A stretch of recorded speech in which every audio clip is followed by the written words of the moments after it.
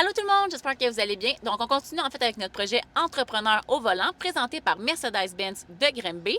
Aujourd'hui, en fait, là, pour cet enregistrement, j'ai la chance d'avoir avec moi Mathieu Couture.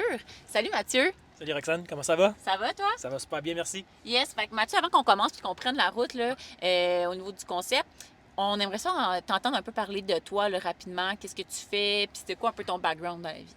Ouais, ben dans le fond, je suis notaire depuis 2013. 2013, j'ai fondé mon cabinet. J'étais tout seul. Puis de fil en aiguille, là, on a augmenté le nombre d'employés. Pour tout récemment, on s'est associé à un autre cabinet qui est Terrien Couture Jolicoeur, 7e succursale ici à Grimby. Hmm.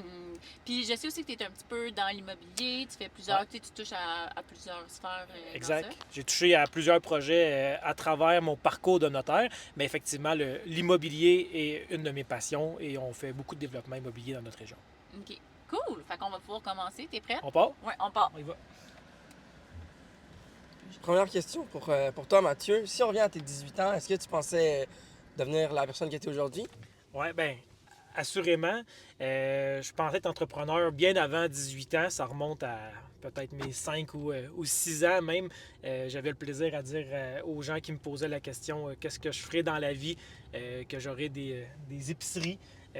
Pour vrai? Des Ouais, épiceries? épicerie, je me disais, c'est une business qui est simple. J'ai une clientèle illimitée, tout le monde doit manger. Fait que c'était mon focus à 5-6 ans. C'est pas ce que j'ai fait aujourd'hui, là, mais j'avais en tête d'être entrepreneur depuis mon tout jeune âge. OK. Puis est-ce que tu viens d'un milieu entrepreneurial dans ta famille? Mon père est travailleur autonome dans le domaine du meuble. C'est probablement ma seule inspiration entrepreneuriale que j'ai eue jeune. Donc, je dirais que c'est peut-être mes premiers balbutiements. C'est mon papa. Puis pour situer un peu les gens, là, t'es notaire, quelle étude t'as fait pour te rendre où est-ce que t'es en ce moment? Oui, en fait, pour être notaire, c'est un baccalauréat en droit, même formation que pour être avocat. Puis après ça, on fait une maîtrise en droit notarial. OK. Puis c'est quoi? Est-ce qu'il y a eu un stress que tu as eu au début à te lancer dans le notariat? Oui, ben c'est sûr que peu importe le projet, je pense qu'on lance, c'est stressant. Le notariat en faisait partie parce que j'ai jamais été salarié dans ce domaine-là. Donc, j'ai fini l'école et je me suis lancé dans l'entrepreneuriat. Puis effectivement, là, j'ai vécu plusieurs stress à travers cette... Tu veux-tu m'en parler, moi, un peu de tes stress? Parce que justement, tu sais, quand on Ouais. part, on s'entend.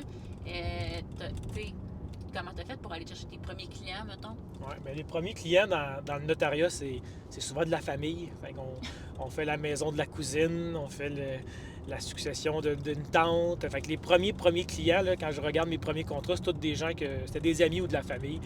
Euh, donc ça, c'était assez stressant effectivement d'aller chercher d'autres clients. Puis pendant le début de ma pratique, j'ai continué de travailler dans mon travail étudiant. Donc je travaillais dans une firme de télécommunications. Je vendais des cellulaires puis des forfaits Internet. Puis j'ai continué de faire ça pendant 3 ans en étant notaire. Donc je jumelais les deux là, Pour être capable de. ben, pour éviter le stress financier. Ouais. C'était le plus grand stress d'un entrepreneur. Puis qu'est-ce qui te fait vouloir ouvrir ton cabinet au lieu de peut-être juste rejoindre une firme puis être un employé là-bas? Ouais, alors, je me suis même pas posé de questions à ce sujet-là. Quand j'ai fait mon parcours universitaire, il fallait faire notre choix de carrière. On va-tu avocat, on va-tu notaire, puis on se spécialise dans quoi. Puis à ce moment-là, pour moi, c'était une question logique. J'ai vérifié les statistiques, il y a combien d'avocats au Québec, il y a combien de notaires au Québec. Puis je me suis rendu compte qu'il y avait 10 fois moins de notaires que d'avocats au Québec. Donc c'est pour ça que j'ai pris cette branche-là en me disant je démarre à mon compte, je m'ouvre un bureau, puis je vais être en compétition avec 10 fois moins de personnes. Donc c'était pas une question si je serais salarié ou à mon propre compte à ce moment-là. Très stratégique. Tu fais que dans le fond, mettons, si je regarde un peu ta logique, tu vas toujours aller vraiment avec des faits, tu vas vraiment comme analyser le marché chaque fois. Ouais, exact. J'ai beaucoup de bleu, j'ai beaucoup de rouge dans mes Ok. tests psychométriques. Ouais. Fait que je suis un gars de passion, un gars de fougue, mais également je suis un analytique. Fait qu'il y a, c'est souvent réfléchi. Puis est-ce qu'il y a une réalité dans le monde du notariat qui est peut-être difficile, qu'on parle pas souvent? Euh, ben, c'est un domaine qui est difficile. Les gens ont une mauvaise perception du notariat, les consommateurs. Ils pensent qu'on remplit des blancs dans un contrat, mais c'est beaucoup plus stressant que ça. On a des délais à livrer, on a une minutie à appliquer dans nos dossiers. C'est plus compliqué que qu'est-ce que ça semble être, le notariat. Puis ça, des fois, les gens le réalisent pas. Puis, avec le notariat, qu'est-ce qui te fait lancer aussi en immobilier par la suite? Oui, c'est une bonne question. Puis les deux vont de pair ensemble. Donc, au départ, tes clients, c'est des gens qui gravitent autour de l'immobilier, que ce soit des courtiers immobiliers, que ce soit peu importe là, lequel domaine, les professionnels que tu côtoies dans ce domaine-là. Puis, à un moment donné, tu viens à conseiller des gens qui développent des projets immobiliers. Puis, à ce moment-là, je me suis dit, au lieu de juste conseiller ces gens-là, pourquoi que j'en ferais pas également des projets immobiliers?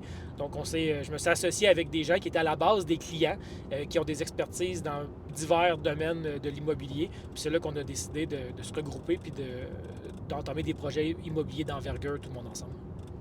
Puis, je vois que tu fais tes projets immobiliers, tu les fais pas tout seul. Tu as aussi une firme à gérer. Comment est-ce que tu fais pour balancer le tout? Oui, bien ça prend des années à trouver un équilibre entre projet, famille, entrepreneuriat, loisirs, voyage. C'est de l'essai-erreur. Mais je fais des grosses journées. Je suis au bureau très tôt le matin. J'ai une constance à travers ça. 4h30, 5h. Je suis au bureau. Je suis au bureau jusqu'à 4h30, 5h en fin de journée. Puis dans cette période-là, je réussis à conjuguer autant ma profession de notaire que mes projets personnels. Puis ça, c'est la clé du succès. Puis, est-ce que c'est difficile de gérer une équipe? Oui, bien, effectivement, c'était une de mes lacunes. C'est pas parce qu'on est un bon notaire, qu'on est un bon comptable, qu'on est un bon plombier, qu'on a des capacités au niveau de la gestion des ressources humaines ou des ressources financières d'une entreprise. Puis c'était effectivement l'une de nos lacunes. Dans mon ancien cabinet, on était rendu presque 40 employés. Puis cet élément-là était effectivement un élément manquant de notre équation. Et avec l'alliance avec Terrien Couture Jolicoeur, eux ont déjà en place toute cette structure administrative-là au niveau des ressources humaines, comptables, marketing et j'en passe. Donc maintenant, on peut vraiment se concentrer sur ce qu'on est réellement bon. C'est le droit, le développement des affaires. Donc c'est là-dessus que je suis rendu à temps plein. Donc j'ai plus beaucoup de gestion d'employés à faire dans mon poste actuel. Est-ce que c'est pour ça que tu as décidé de faire? Parce qu'on s'entend, là, on sait souvent, justement, en tout cas, moi, dans la fusion-acquisition, on voit souvent des dossiers comme ça, tu sais, qui est vraiment de dire, de se faire, en fait, acquérir, mais de rester dans l'organisation. Moi, j'aimerais ça, tu sais, un peu t'entendre, justement, par rapport à ça, comme, c'est quoi ça, quel a été, comme, justement, l'élément, comme déclencheur à dire, hey, oui, je suis rendue là, tu sais, je veux vraiment, dire, je veux être acheté versus, non, je veux rester vraiment dans mon organisation, moi, tout seul. Ouais. Bien, on ne se posait pas cette question-là tant qu'on n'a pas eu l'opportunité qui s'est présentée à nous. Au début, j'étais surpris de cette opportunité-là, puis ça m'a remis en question. Où est-ce que je suis rendu? Ça m'a fait réfléchir. Puis j'ai regardé où est-ce que mon organisation était rendue, où est-ce qu'on l'avait rendu en pas beaucoup d'années.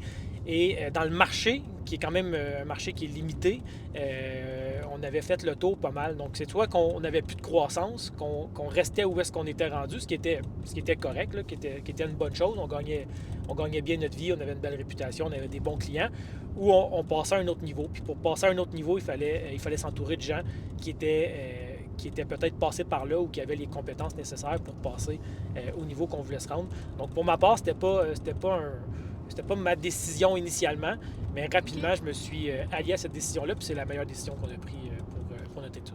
Et puis Mathieu, est-ce qu'il y a un type de deal que tu aimes le plus faire dans l'immobilier ou dans le notariat? Ouais. Dans l'immobilier, je peux aller là-dessus. Nous, on est dans le terrain. On ne détient pas de porte de logement, de locatif. On n'a pas de ça. On est vraiment dans le terrain. Donc, on achète des terrains. On leur crée une valeur. On va faire accepter des projets sur ces terrains-là. On les lotit, on les développe. Parfois, on en garde, puis on les conserve à long terme. Dans la plupart des cas, on va revendre à des contracteurs ou des constructeurs qui, eux, vont créer leurs projets sur ces terrains-là. Puis qu'est-ce que ça fait d'aider à comme développer la ville, voir des projets même se réaliser de A à Z? Oui, c'est vraiment intéressant. Il ne faut pas se décourager. Là. C'est des projets qui sont compliqués, qui sont longs. Des fois, on travaille 10 ans, 8 ans sur une transaction pour l'amener à terme. Mais effectivement, quand on réalise un projet, après ça, on a une certaine fierté. Notamment à Granby, récemment, on a vendu un terrain pour un hôtel. Puis l'hôtel est en construction actuellement, donc on va avoir une nouvelle offre hôtelière à Granby, ce qui était nécessaire. Puis on a participé un petit peu à ce projet-là. Wow! Puis est-ce qu'il y a des deals que tu as fait dans le passé que si tu avais la chance de les refaire aujourd'hui, tu les aurais peut-être fait différemment? Il y a effectivement, puis tu sais, je peux prendre ta question à l'inverse aussi. Tu sais, j'ai Mhm. des deals que j'ai faits dans le passé qu'aujourd'hui, je ne referais pas.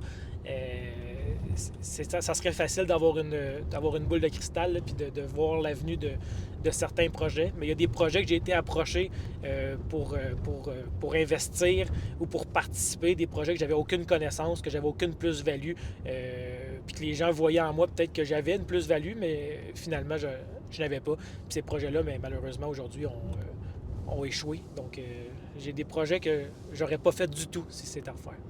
OK. Puis qu'est-ce qui t'a fait... Mais pour aller là-dessus, par exemple, Ouais. moi, je veux savoir un peu plus, Mathieu, tu sais. Ouais. Fait que dans le fond, si je récapitule, mettons Ouais. que les gens veulent comme. Ben, c'est de peut-être pas aller dans des projets où on sent pas qu'on a une vraie création de valeur à la table. Exact, tout à fait. Tu sais, si tu ne maîtrises pas le sujet, si tu ne peux pas apporter quelque chose à la table, mais tu contrôleras jamais l'issue de ce projet-là. Puis si tu ne contrôles pas l'issue, mais tu remets la confiance entre les mains de d'autres personnes qui sont pas toi. Puis ça, j'en ferai plus jamais ça. OK. Puis qu'est-ce qui t'a fait développer la région de Granby, de la Haute-Yamaska pour tes projets? Pourquoi j'ai choisi cette région-là? Ouais. Ouais, ben, je viens du coin, je viens de Saint-Alphonse de Granby, j'ai été élevé ici. Puis comme je vous disais d'emblée dans l'entrevue, les premiers clients dans le notariat, parce que tout a parti du notariat, ça a été ma première entreprise, c'est souvent des gens que tu connais, des gens de ta famille. Donc ça faisait aucun sens que pour moi d'aller m'exiler dans une autre ville dans laquelle j'avais aucun contact. Ça m'aurait pris énormément plus de temps, ça arrivait au même résultat. Puis est-ce qu'il y a un investissement autre que monétaire que tu as fait en toi-même qui te bénéficie tous les jours? Oui, bien, la formation, les études. Pour ma part, encore une fois, ça a été un choix logique. J'ai été à l'université. Je me suis jamais posé la question si je devais ou pas aller à l'université. Donc, j'ai fini le cégep. Je me suis inscrit à l'université dans 2, 3, 4 programmes. J'ai choisi le droit sans trop savoir qu'est-ce que je ferais avec ça. J'avais personne dans mon entourage qui était notaire, avocat. Je connaissais rien à ce domaine-là. Mais je m'étais fait dire par quelqu'un que le droit ouvre des portes. Puis comme je savais que je voulais être entrepreneur, je me disais ces connaissances-là vont m'être utiles, peu importe le chemin que je vais tracer par la suite. Donc, j'ai investi en moi du temps à ce moment-là pour étudier. À l'époque, je travaillais à Granby une trentaine d'heures par semaine. Je faisais mon bac en droit à Sherbrooke. Je voyageais Granby-Sherbrooke à travers ça tous les jours. Donc, un investissement de temps. J'ai pas eu de loisirs pendant de nombreuses années. Bon, puis on voit que ça a rapporté. C'est quoi ta motivation du quotidien pour devenir meilleur un peu plus à chaque jour? Ouais, ben, c'est cliché, là, mais c'est réellement mes enfants. Ma famille, mes enfants. Je fais tout ça pour eux. Je veux leur offrir le meilleur. Je veux qu'ils soient fiers de moi. Donc, la motivation, c'est mes enfants. Puis si on peut aussi là-dessus, parce que je te connais un petit peu, Mathieu, il y a une chose que des fois, on pense des fois qu'en tant qu'entrepreneur, il faudrait être tout le temps dans sa business, puis travailler comme des heures, puis tu fais des grosses heures, mais je pense que tu as un bel équilibre aussi de vie, Ouais. par rapport au voyage, puis tout ça, tu voyages beaucoup. Ça, j'aimerais ça qu'on en parle un peu, justement, parce que, des fois, c'est des choses qu'honnêtement, on voit pas tout le temps chez les entrepreneurs, même de jeune âge, puis que je pense que ça interpelle aussi plusieurs nouveaux entrepreneurs qui, des fois, se demandent entre choisir entre avoir la liberté ou juste être, ou être entrepreneur, mais qu'on est capable de conjuguer les deux, en fait. Oui, non, c'est vraiment une bonne question. Mais, pour commencer, mon rôle d'entrepreneur, je le vis 365 jours par année. C'est quasiment 24 heures sur 24. Je me réveille parfois dans la nuit pour prendre des notes sur un calepin puis pour ne pas oublier des éléments. Moi, j'ai pas de jour férié, à Noël, je traite mes courriels comme si c'était une autre journée. Mais effectivement, j'ai trouvé l'équilibre pour être le plus présent possible avec mes enfants.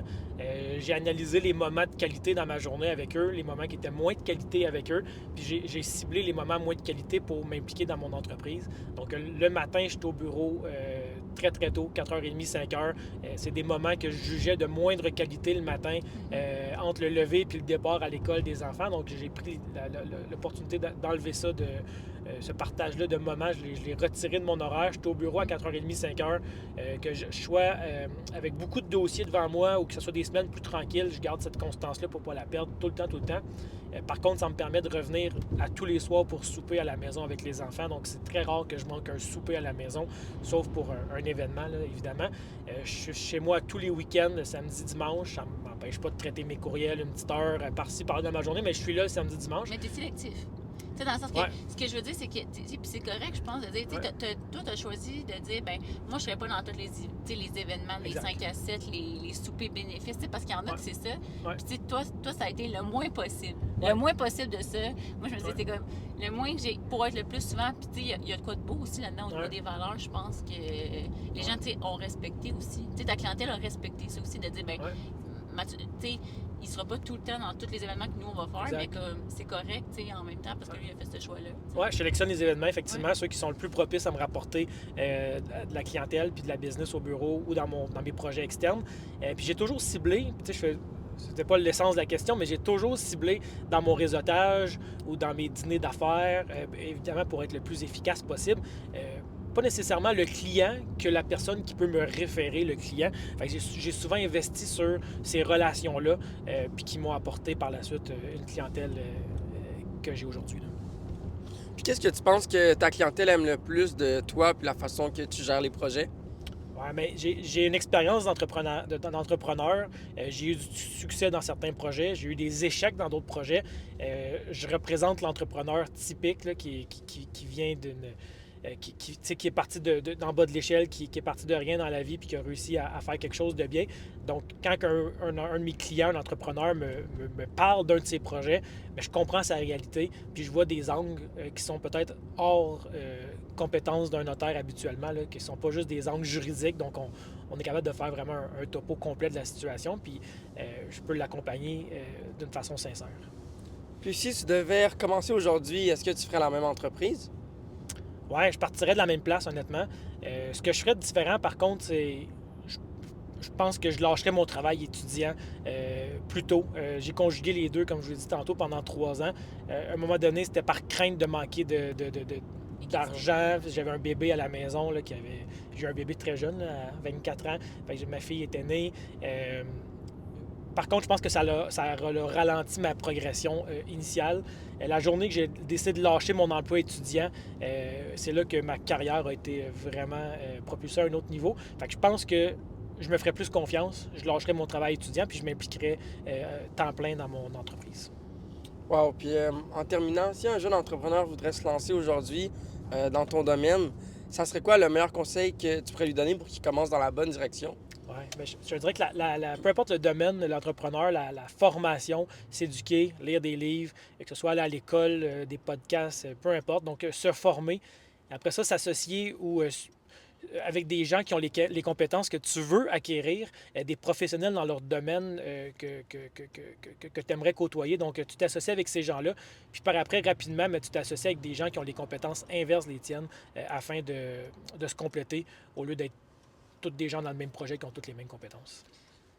Puis, tu sais, justement, au niveau, tu parlais d'association, puis tu dis qu'il y en a qui ça a bien été, d'autres ça m'a bien été. Ouais. C'était comme un truc, justement, donné à dire, tu sais, comme, genre, voici ne quoi pas faire, et voici peut-être des fois quoi faire quand tu choisis t'associer. Parce que, tu sais, on s'entend s'associer des fois, justement, puis tu le vois aussi dans ton domaine, tu sais, on s'entend comme notaire.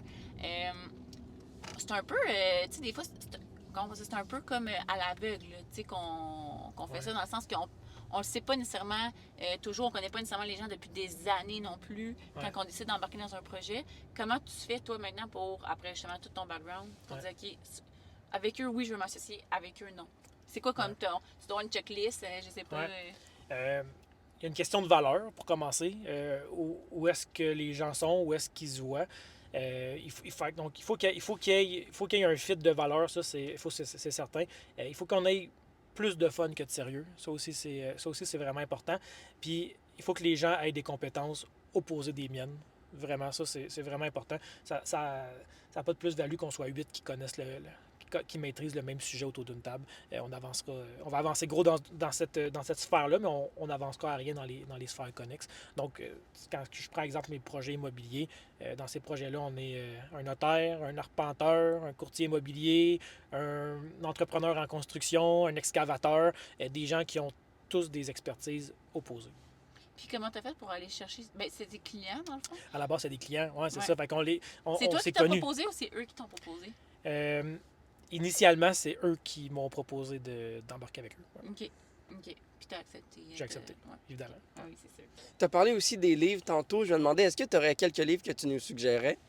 Mais un que j'aime beaucoup, c'est un auteur qui s'appelle Tim Ferriss. Tim Ferriss a écrit plusieurs livres, plusieurs podcasts. J'écoute ça, puis Ouais. je lis ça à volonté. Puis un de ses livres, si on en sélectionne un, ça s'appelle The Giant Tools, les outils des géants. Ah ouais, Ouais. je l'ai écouté. Ah, ouais, C'est que- Ellie, Ouais, puis dans le fond, ce qu'a fait Tim Ferriss, c'est qu'il a fait des podcasts avec plein de géants de ce monde, que ce soit des entrepreneurs, des médecins, des athlètes. Et puis, il a tout mis ça dans un livre à la fin. Puis dans ce livre-là, il y a des conseils autant sur l'entrepreneuriat que sur la santé.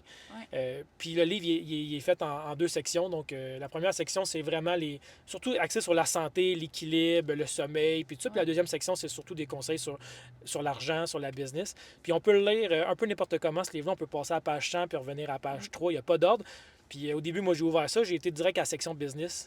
J'ai ouvert ça à moitié du livre. Business. J'ai lu 4-5 pages. Puis après ça, je l'ai refermé. Je l'ai réouvert à la page 1 qui parle plus de l'aspect santé, forme physique.